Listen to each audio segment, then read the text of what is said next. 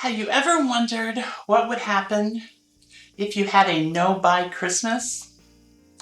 Well, I certainly did, and I actually needed to do a no-buy Christmas, so that's what I did this past December. And I cannot tell you, well, I can, because that's what this video is about, how wonderful it was. It turned out so good for me, for my finances, that, I can't believe it. So let me show you what happened. This was my biggest month of decreasing debt, my biggest drop of debt in a month, something like that. But my total debt went from $60,397 on December 1 down to 58, yay, we're in the 50s, 267 on January 1. So that's where we went, and this was a $2,130 debt drop. $2,000. My debt went down by over $2,000 in 1 month. That was my biggest month to date. I'm pretty sure my no-buy Christmas played a big part of that, but also I didn't have any unusual bills that had to come in or anything like that. No emergencies.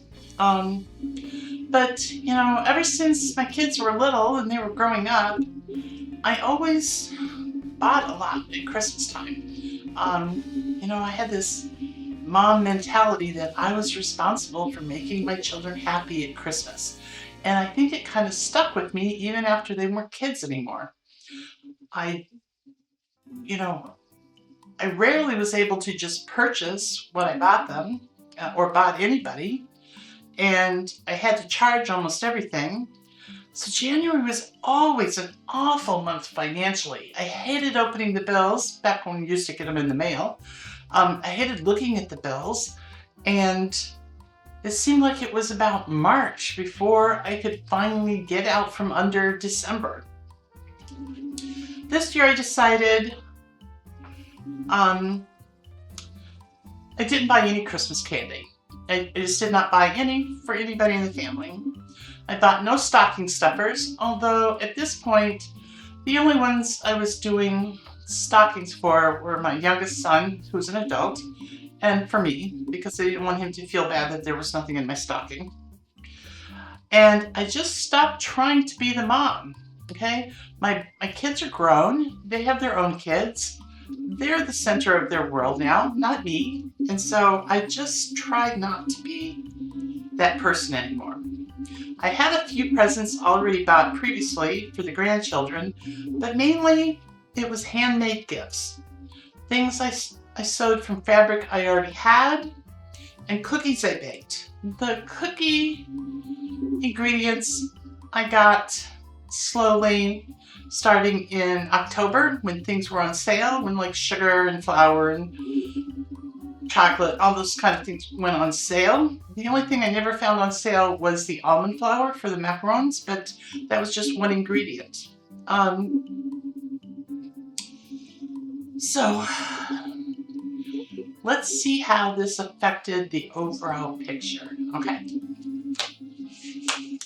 From when I started this in August, my debt was $62,351, and I finished off the end of December with $58,267, which meant an overall drop of $4,084 over that 4 or 5 month period. 4 months, I think.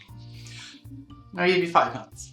So we're looking at, on the debt trackers, the total of $4,084. So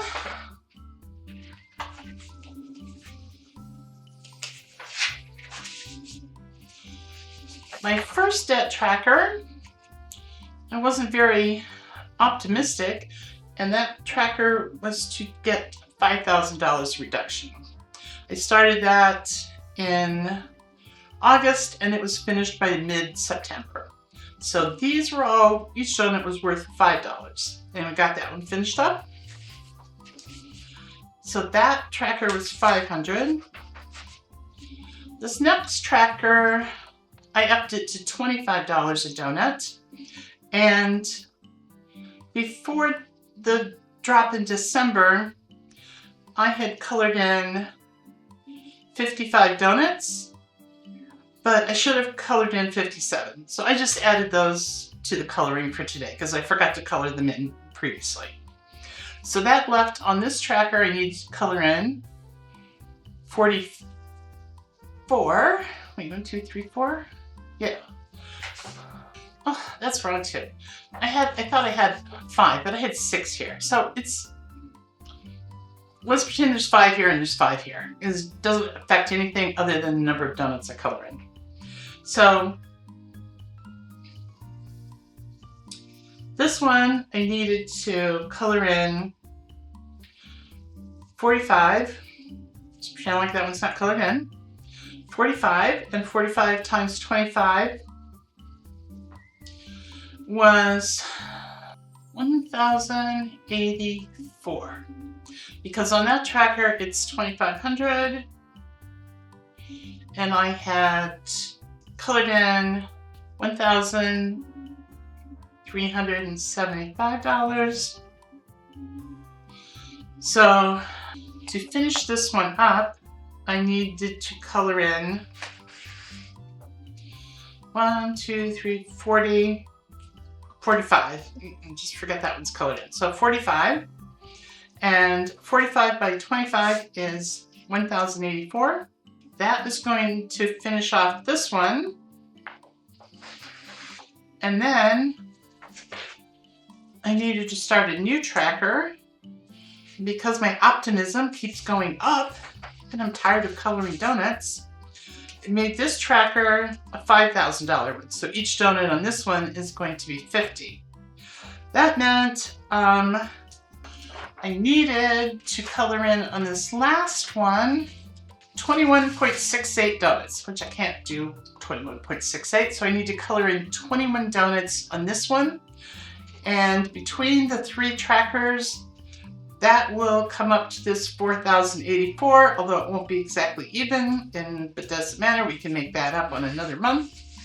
So now I get to color in the rest of these and 21 on this, and then I'll be caught up on my donut trackers. These debt trackers are really cute. I got them on Etsy from Crush Your Goals, and they printed out really nicely. They weren't expensive, and they're kind of fun, as long as you don't have to do thousands of them. Now we're just going to enjoy some music, or at least you will, while I fast forward through all this coloring.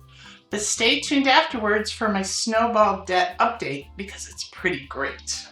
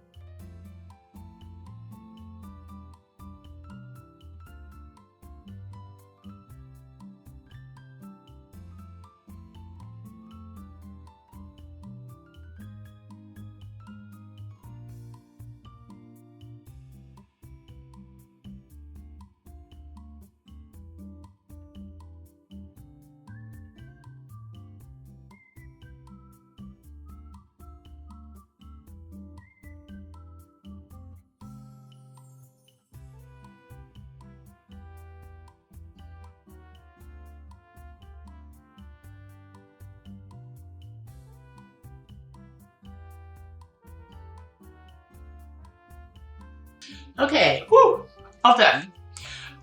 What this is telling me is I have a lot of markers that are very similar in color and some that are very strange colors.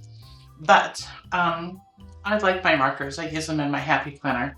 So there was that.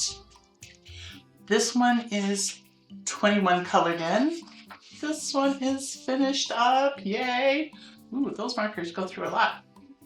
And this one is finished up. So this one total 3,000. And when this one's done, it'd be 5,000. So I can't wait. I'm sure I will get that finished up this year because that's 8,000 down. So I'm really looking forward to that.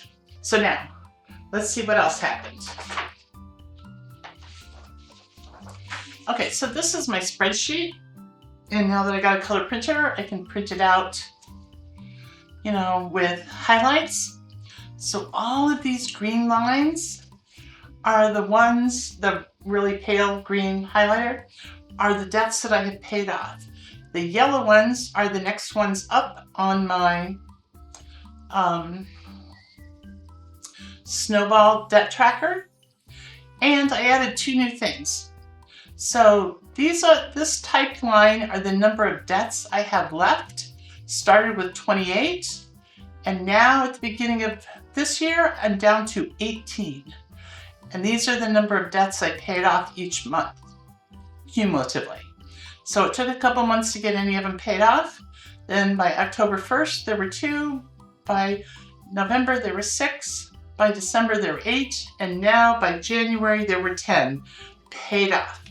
You can't imagine how good it feels to know that instead of 28 debts, you're down to 18. And I can't wait until it's lower. Of course, these are all the smallest debts I paid off, so I could, you know, do a snowball with them. But that's still, you know, 10 less debts I have to make a minimum payment on every month. And that allows more money in my budget to do all this other stuff. So that is this one. Then, let's see, those are all our donuts.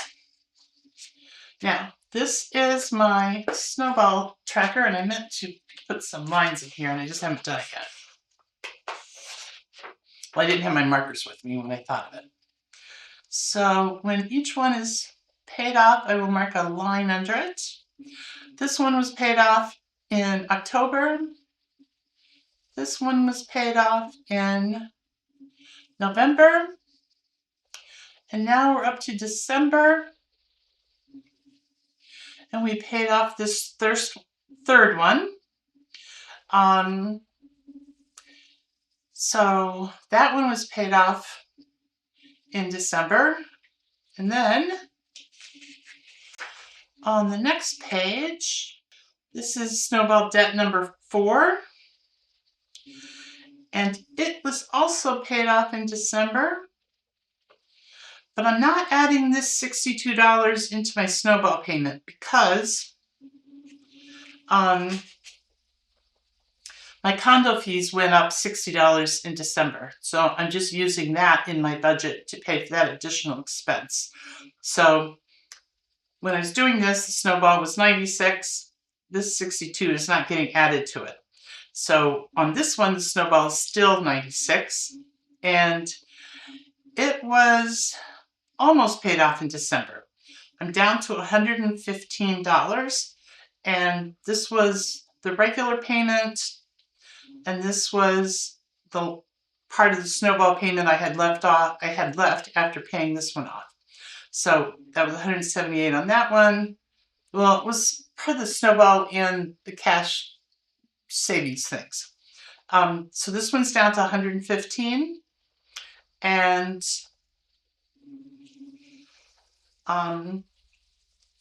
this one should get paid off in January. Well, I'm filming this after January, so I know it did.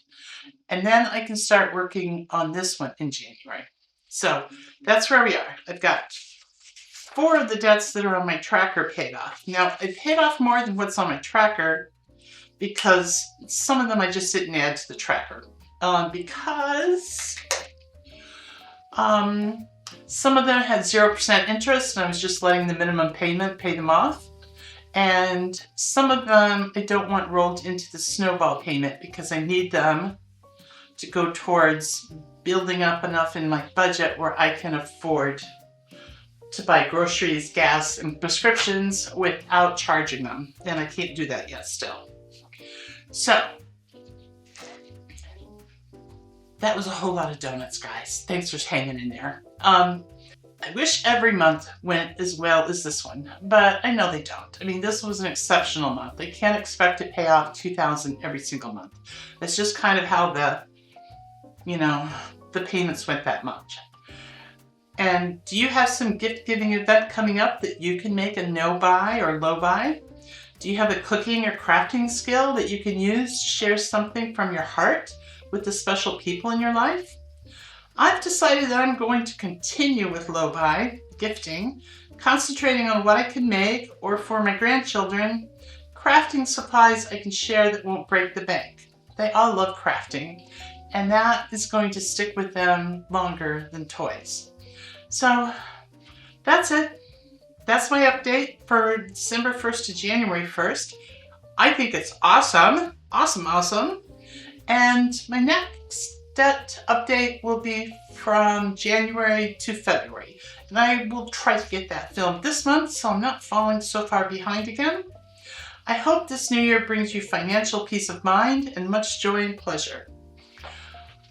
Thank you for watching. If you liked this video and want to see more, hit that subscribe button, please.